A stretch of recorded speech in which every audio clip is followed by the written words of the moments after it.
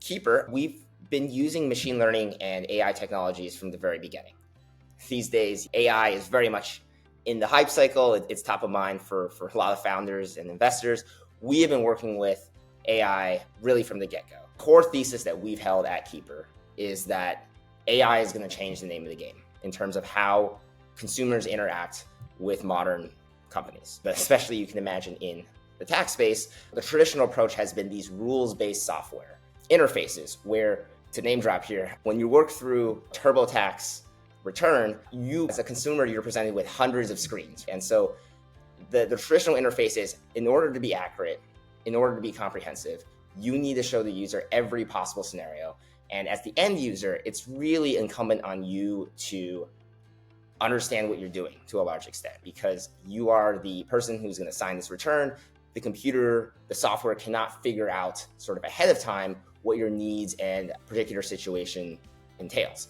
With AI, I think there is a real opportunity to flip the script and really anticipate the user's needs. And so you can imagine a scenario where, based on your prior responses, based on the data you've already inputted, the interface changes dynamically as you go along. All of these questions about, oh, you're from Iowa and did you have farming income, are no longer relevant, because the software has seen who you are. They know that you live in a big city, you're a software developer. There's no way you have farming income. And so that's the kind of thing that AI can really do across industries, but I think we're especially excited about it in the tax space.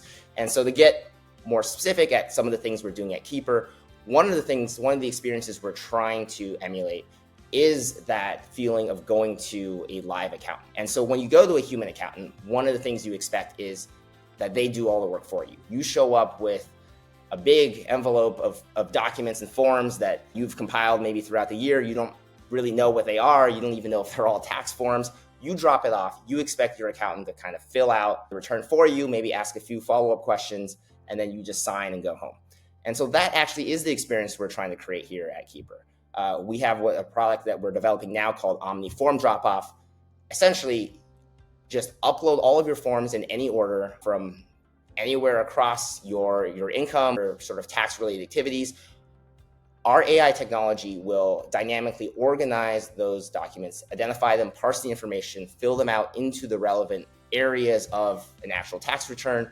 We have a system designed to ask the pertinent follow-up questions. If necessary, if you fill out some sort of tuition-based form, but you haven't really told us about your dependents, we might follow up and ask about, do you have children? Do you have adult dependents?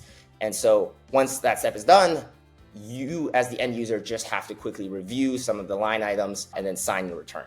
And so this sort of simple three-step process of dropping off your return, answering a few simple follow-up questions, and then signing is, I think, the modern experience enabled by AI that will revolutionize the tax industry. I can see it happening across education, across legal, across areas of finance. And so this is stuff we're really excited about.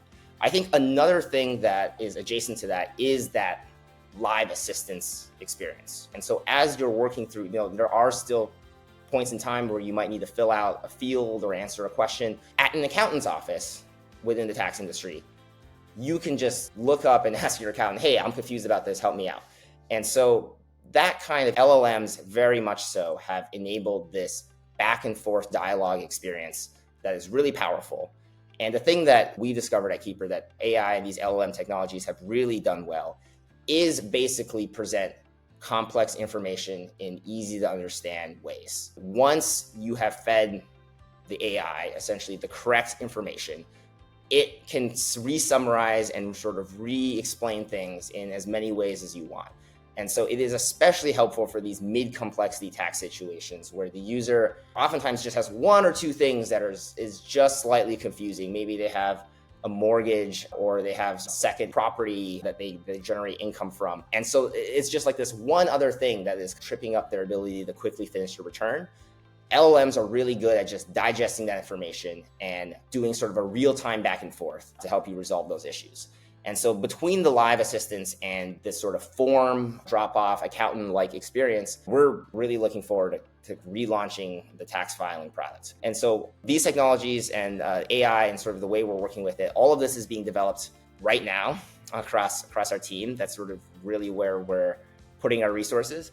And we're excited to come January of this year to basically completely relaunch that experience for our users. And so some of these technologies are in beta, some of them are out in parts and pieces. All of that will come together as a whole in January, and I think we'll be delivering quite a novel experience for our consumers. Another thing I want to touch on that I think is relevant to lots of folks is how are companies like us going to compete with the incumbents? Because it's true that your Intuits, your H&R Blocks, they are also thinking about AI and the way to work with them and improve their products. And I think the reality is we're a 24-person team.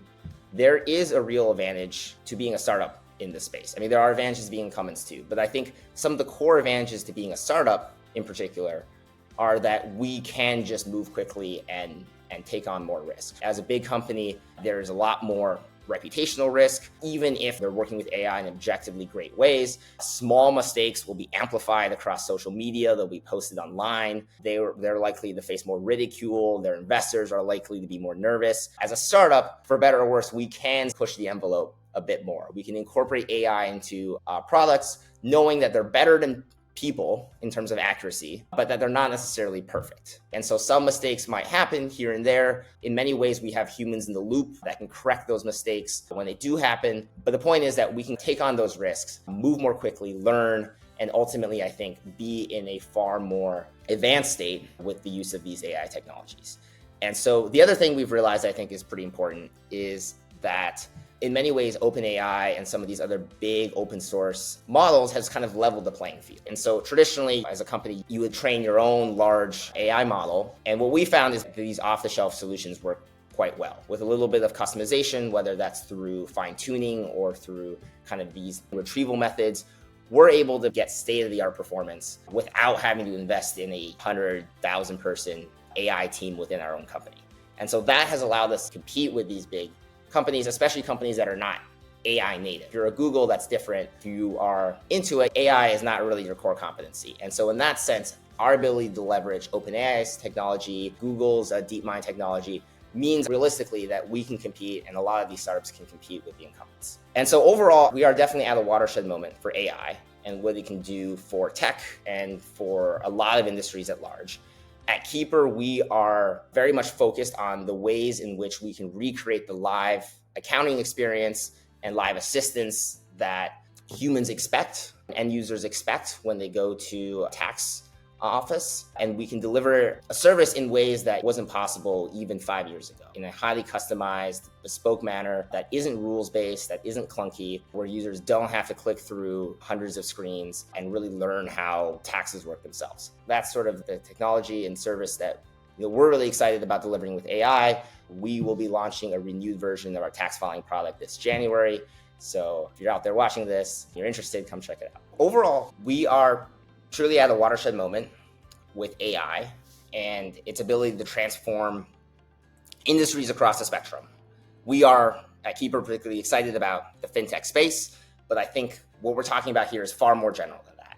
And to summarize, some of the key changes here are, first off, a lot of the low-hanging fruit. There are a ton of productivity gains to be made across organizations, whether it's through making workflows more efficient, redelivering operations systems. And in many cases, we're not talking about killing jobs or mass layoffs. We're talking about reorganizing personnel so that they can be higher impact and worry less about some of the mundane tasks that LLMs and AI can really start to automate in an intuitive way. For the end user and for consumers or for business customers, there is a real opportunity to deliver personalized and organic experiences in the years ahead. No more clunky UI flows with hundreds of screens, situations you have to click through because you need to confirm every possible scenario. AI is going to unlock the ability to really refine the experience you see, make sure that it is relevant to you as the customer, and essentially streamline a lot of these industries, starting with fintech, but I think really going as far as legal and education and hopefully even healthcare. And so in sum, AI is going to give us, over time, this holy grail of a more intuitive, simple, human-like experience, whether that's simulating an accountant, whether that's simulating an educator, or even a healthcare professional. When it comes to AI, startups actually have many advantages. And I would say the advantage overall over big players and incumbents. Big players have these heavily optimized revenue streams that rely on existing technology, rules-based technology, that they're worried about cannibalizing. And so they're going to move more slowly when it comes to new AI investments. They are also, candidly and rightfully so, far more worried about reputational risk. We know that even if these technologies, AI is much better than humans, every once in a while a mistake will happen. Big players are going to be worried about the backlash on social media, about online posts. And finally, these new LLM models, AI models delivered from the likes of OpenAI and Google, have leveled the playing field. No longer do startups need to build models themselves in-house. They can rely on these third-party integrations that deliver state-of-the-art performance.